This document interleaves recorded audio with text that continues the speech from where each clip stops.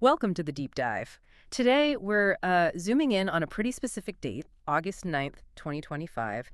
Seems like it's marked by some really powerful astrological influences, yeah, all centered around a full moon in Aquarius. That's right.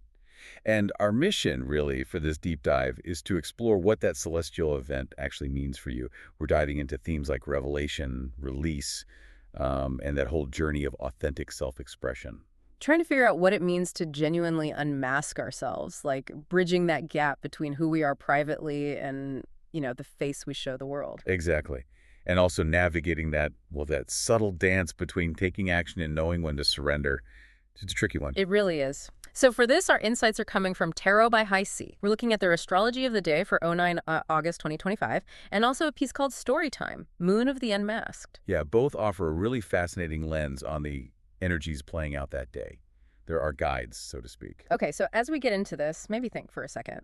What does it feel like when something hidden just comes to light? That sudden clarity. hmm Even if it feels a bit confusing or maybe unsettling at first, this deep dive, well, it might reveal some surprising things about how these big celestial patterns are thought to influence our inner worlds.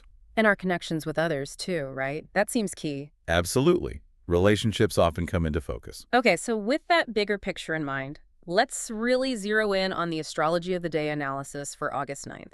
It talks about being in that strange space between endings and new beginnings. What does that actually mean? Well, it suggests this is a day when truth might just burst out. Facts really standing strong against what the source calls puffed up egos. Puffed up egos. Interesting. And with the Aquarian full moon, which is all about, collective awareness and objective truth, this isn't just personal stuff. It often shines a light on where maybe groupthink or like societal puffed up egos have been clouding the picture. Ah, okay. So it's a truth that serves the bigger picture, maybe, even if it makes individuals a bit uncomfortable. Precisely. It's like a clearing out, almost a societal kind of reset.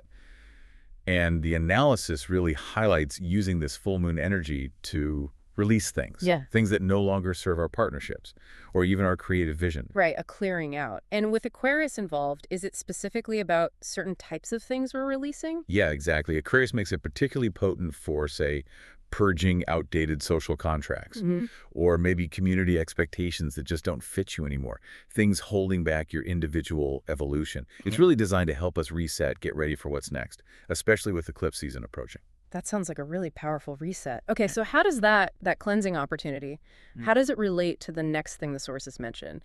This sort of tug of war between action and surrender?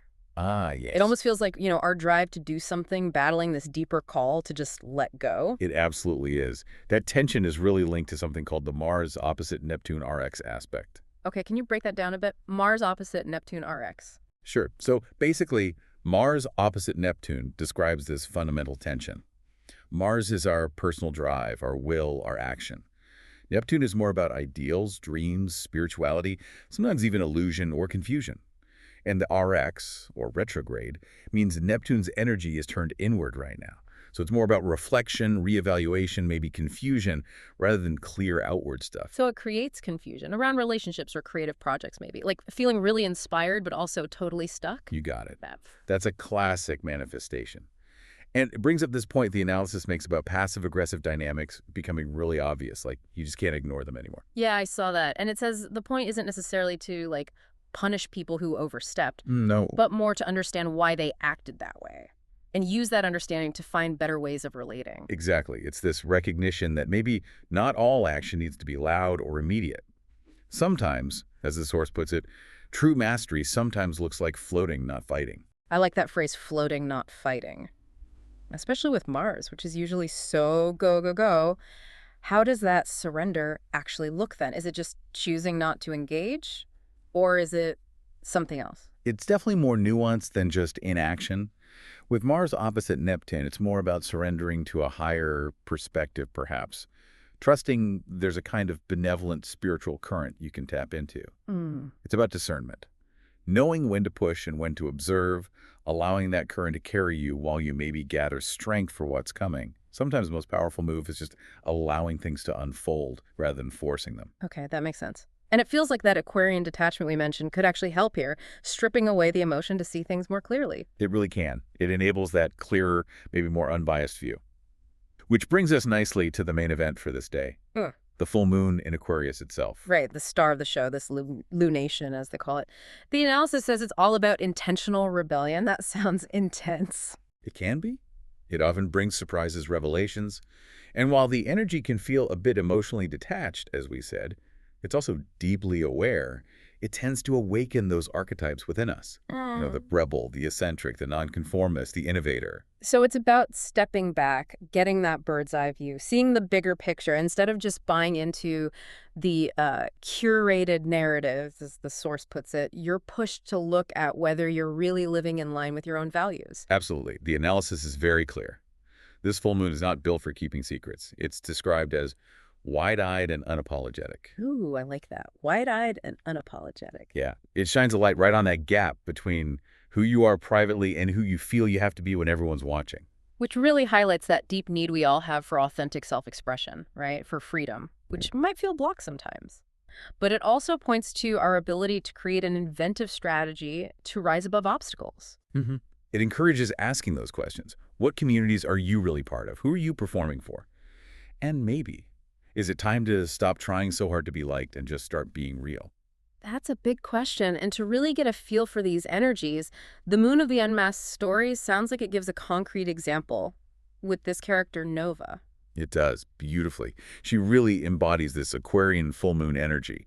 The story paints this picture of her on a rooftop, under the moonlight, looking down at the city's polished masks of normalcy. Bliss of normalcy, yeah. And she realizes she's worn them too, the polite smiles, the safe words. But tonight, they feel like heavy, brittle shells she was ready to crack open. Wow. That captures that Aquarian revelation perfectly. It wasn't about anger for her, was it? More like a cool clarity. Exactly. A cool, almost surgical clarity.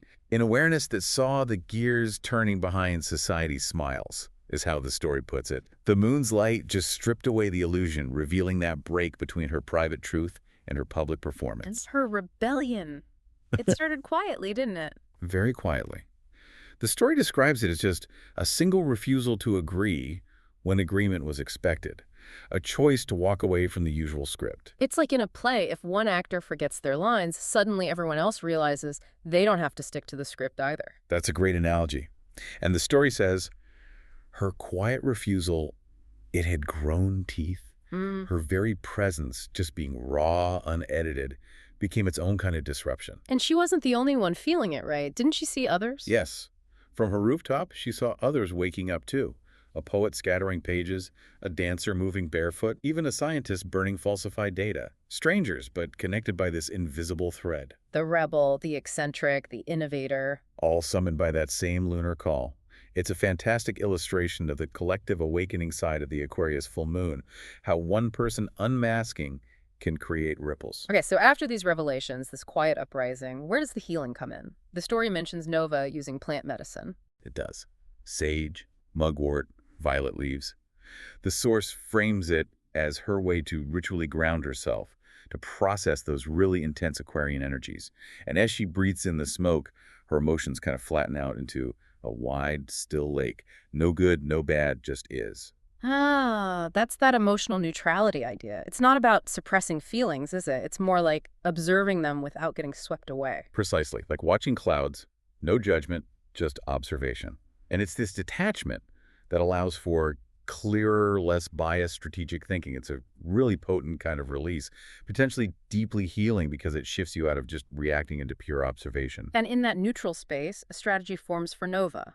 Not for revenge, not for a big dramatic scene. No, something subtler, sharper, a way to move through the labyrinth of obstacles without losing yourself again. Right, which highlights that inventive Aquarian strategy we can access during this full moon, a strategy that really aligns with who we truly are. And then she's ready to be seen exactly as she was. Yeah, powerful stuff. So wrapping this up, what does this all mean for you listening? This deep dive has really shone a light on the power of that Aquarius full moon on August 9th, 2025. Power for intentional rebellion, for authentic self-expression. And we've also explored that call for surrender coming from the Mars opposite Neptune RX aspect. That reminder that sometimes true mastery looks like floating, not fighting.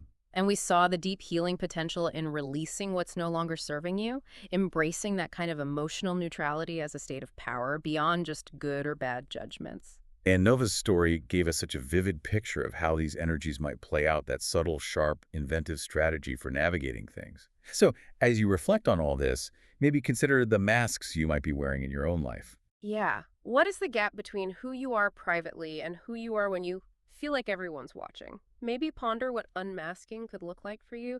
Not necessarily a huge spectacle, but perhaps that subtle, sharp, inventive strategy like Nova found. What truth is maybe ready to reveal itself in your world, and what might it really mean to just be seen exactly as you are?